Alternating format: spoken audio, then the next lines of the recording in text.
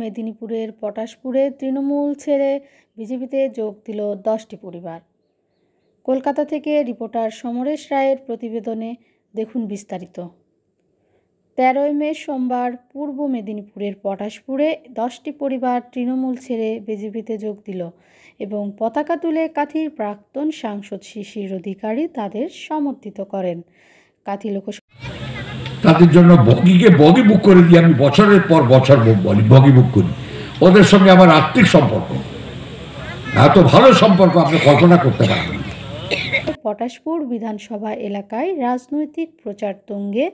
রাজনৈতিক প্রচার হিসেবে শিশির অধিকারীর ভূমিকা অনস্বীকার্য বলে মনে করেছেন পটাশপুরের বিজেপি কর্মী সমর্থকরা।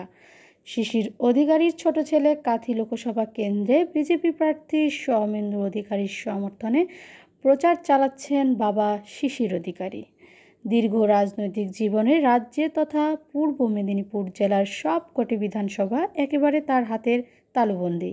অপর প্রার্থী কাঁথি লোকসভা কেন্দ্রের তৃণমূল প্রার্থী উত্তম বারিক এই পটাশপুর বিধানসভা এলাকা থেকে তিনি বিধায়ক হয়েছেন। তাই হাড্ডাহাড্ডি লড়াইতে শিশির অধিকারীর একেবারে তালুকবন্দি পটাশপুর। তিনি প্রতিদিন প্রখর রোদ এড়িয়ে বিকেল গোড়ালি পটাশপুরের বিভিন্ন প্রান্তে তিনি সৌমেন্দ্র অধিকারীর সমর্থনে প্রচার চালিয়ে যাচ্ছেন এবং প্রচার চালাতে গিয়ে দেখা যাচ্ছে বহু তৃণমূল কর্মী সমর্থকদের সঙ্গে তার একটি সুসম্পর্ক হয়েছে।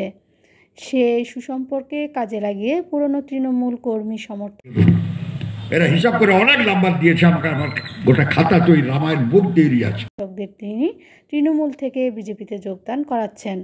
এই যোগদানের পর যথেষ্ট উচ্ছ্বসিত পটাশপুর 2 নম্বর ব্লকের শ্রীরামপুর গ্রাম পঞ্চায়েত এলাকার 10টি পরিবার, প্রায় 50 জন